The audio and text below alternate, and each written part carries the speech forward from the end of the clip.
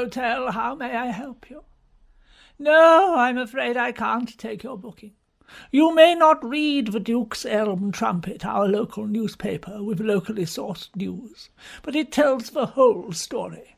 The hotel is burned to the ground, and only this reception desk and my spirited attempt to capture the hotel lake in watercolours during my amateur painting period, June 1969 to January 1970, which was confused with a lost masterpiece for several weeks, remains.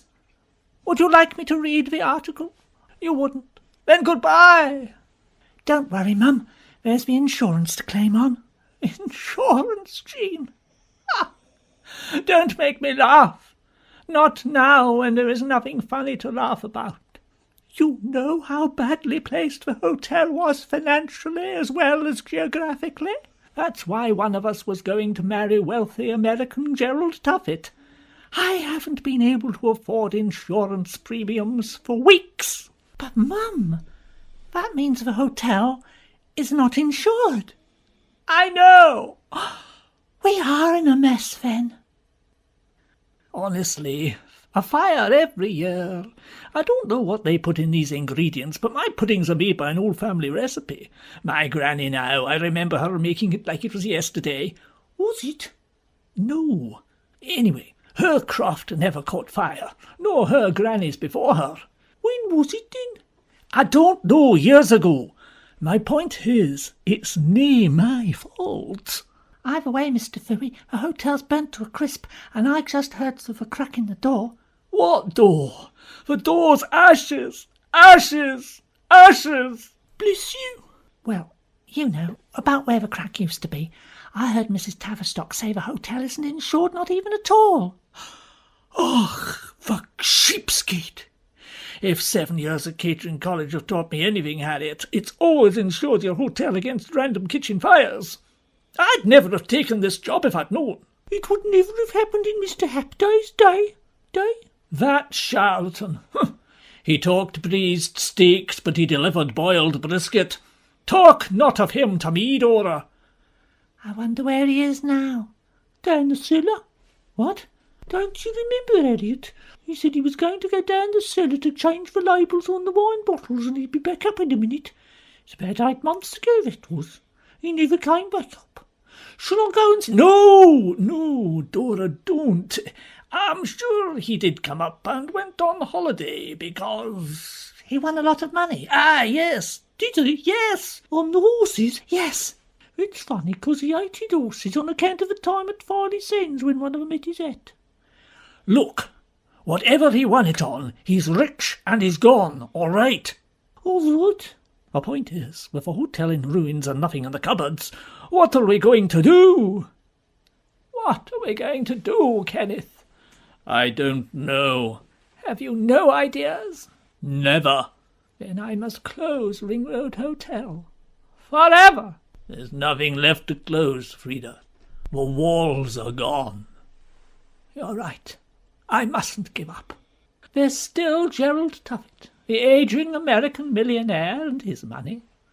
I shall make the supreme sacrifice and marry him, for the sake of the hotel and all those poor staff now out of work. They'd do the same for me. Mum. Not now, Jean.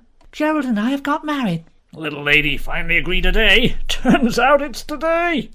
I'm too late. Not too late to wish us luck. Luck? Once we're back from honeymoon, Gerald is going to have a hotel rebuilt, aren't you, Gerald? Yup. Make it into something special this time. I thought you said you were going to marry him, Frida. Shut up, Kenneth. What do you mean by special, Mr. Tuffet? Call me Gerald. Ma. He wants to make it a nice place that people will want to come to, Mum. Sounds awful. And of course, I shall have a 90% stake. What?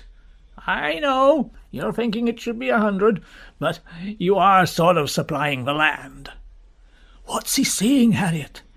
Mr. Tuffet's buying up the hotel. No! And he's married Miss Jean. No! And he says he wants a 90% stake. We have no stake. They're all ashes. Ashes! Your steaks usually are. You're skating on thin ice now, Dora. Am I?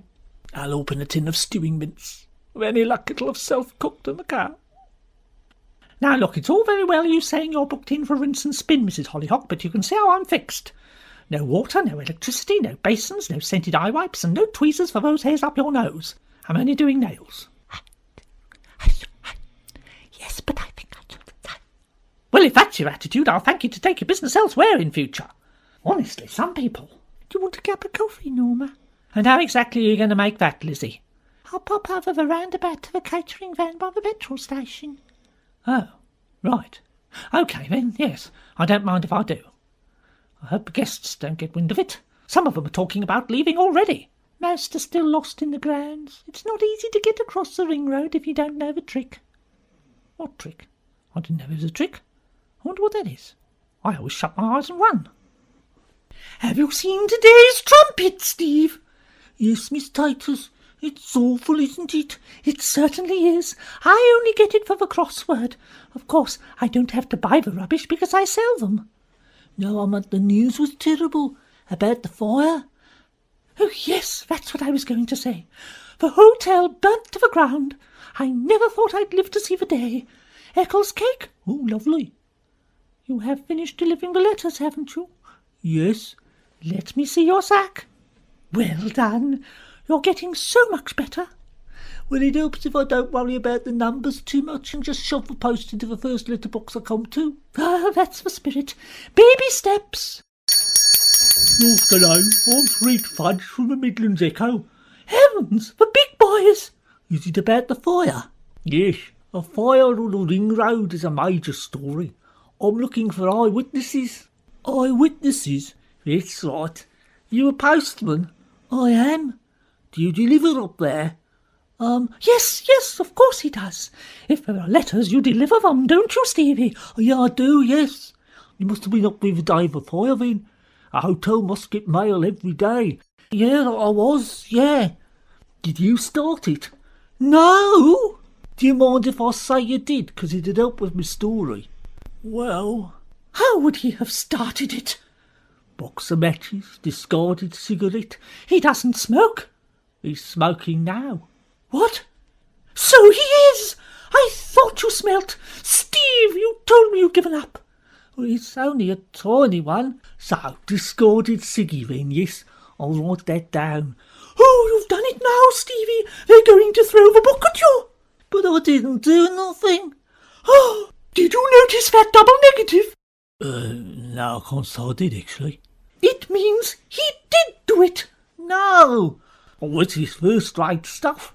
Honestly, you think you know someone? I didn't do it. Talk's cheap, Stevie. Too late now, son. Best make a clean breast of it. I'll tell things from your point of view. How you always wanted to work there, but they spurned you. Said the postman wasn't the right type for a posh hotel. Said you wouldn't know how to talk proper to the guests, what with your double negatives and all. Oh, they are harsh. But in business, as I know only too well, you can't let your heart rule your head. But this is nonsense. I was nowhere near there. I'll pay you, of course. How much? As about that. Oh, as much as that. You're on. 2 coffees and a cherry bun, please, Keith. Hello there, Lizzie. Hotel burnt to cinders, I hear. Yes? This might be my moment. Moment for what? I've been thinking of expanding my mobile catering business.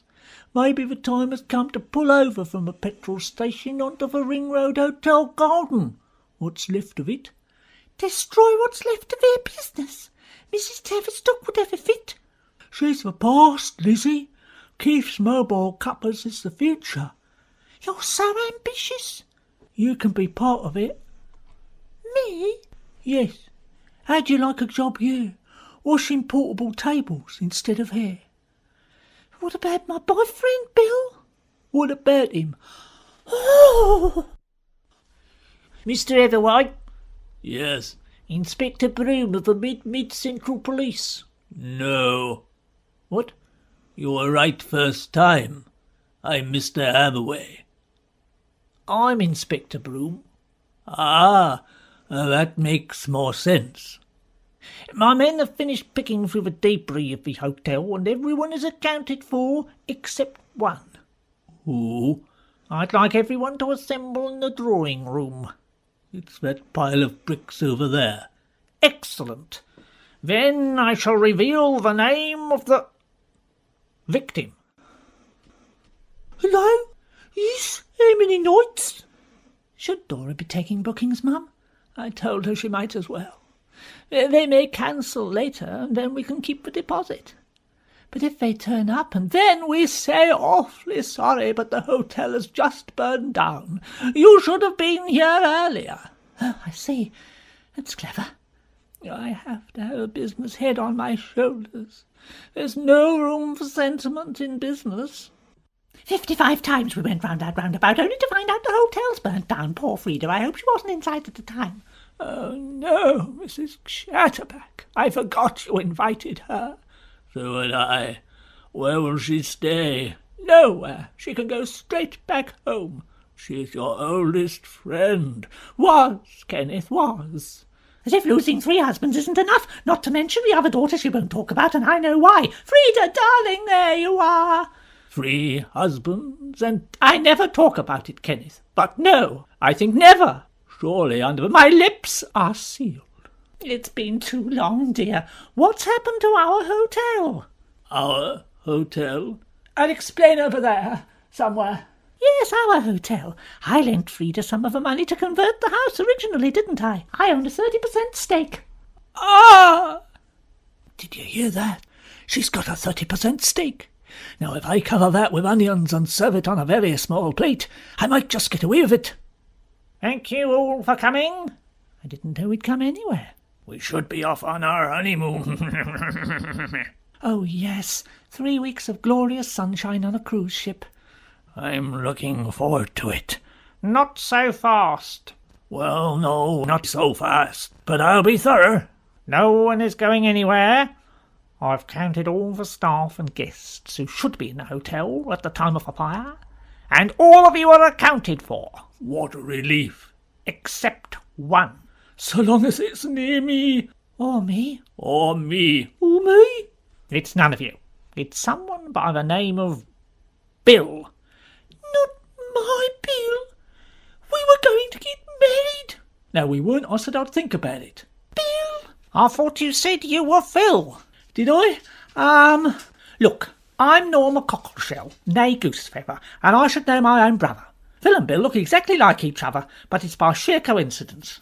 And this is Bill. I've no idea. I always have to ask. I'm Bill, I tell you. I made a mistake earlier, all that smoke. Of course it's my Bill. Mrs. Tavistock, he works for you. Do you know Phil or Bill? Bill is no longer one of our employees.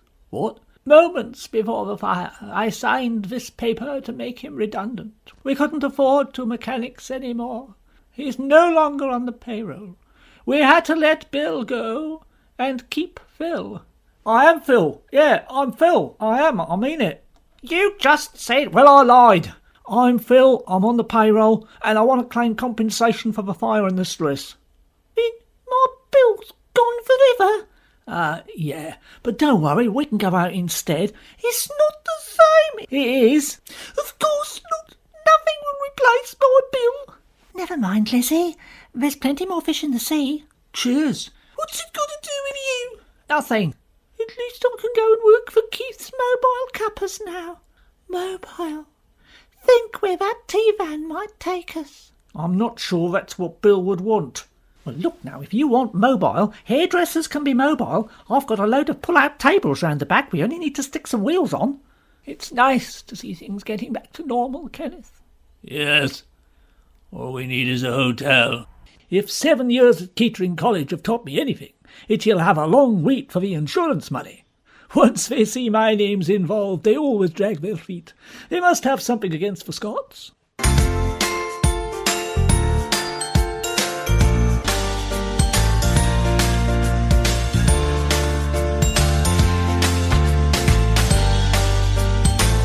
See you, Inspector.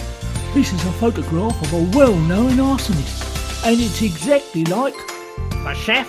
No, sir. Look, Stroke. That's a photo of